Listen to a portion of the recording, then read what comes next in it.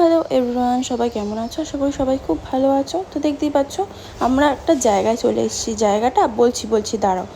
তো প্রথমেই দেখে নাও, আমার হালাত অবস্থা খারাপ হয়ে গেছে। মানে বৃষ্টি পড়ছে তবুও যেন গরমটা কমছে না। আর ওই দেখো আমার বর হেঁটে চলে বেড়াচ্ছে। এবার বলি কোথায় এসেছি। আমরা এসেছিলাম আমাদের নতুন ফ্ল্যাটে। কাল শিফটিং হয়েছে। তো কালকে আমরা গেছিলাম ব্রোকারের কাছে, তো কিছু দরকার ছিল। তো আমার বাড়িতে আমার শ্বশুর শাশুড়ি দুজনেই এসেছিলেন। তো এই দেখো দিয়ে দিয়েছিলো কোল্ড ড্রিঙ্কস।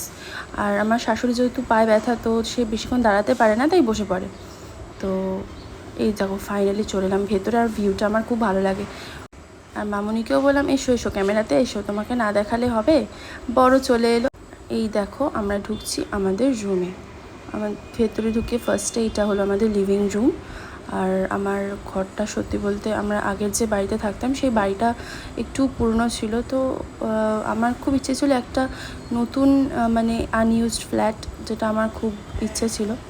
তো আমার বেশ ভালোই লেগেছিলো। আমাদের বাজেটের মধ্যে আমাদের এই ফ্ল্যাটটা আমাদের কাছে সব থেকে প্রিয়।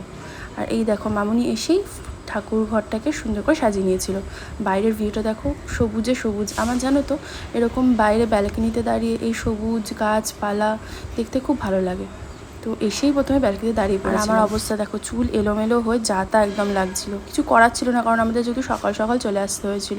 চলো এবার ফ্রেশ হয়ে নিই, তোমাদের সাথে আবার পরে কথা হবে। টাটা।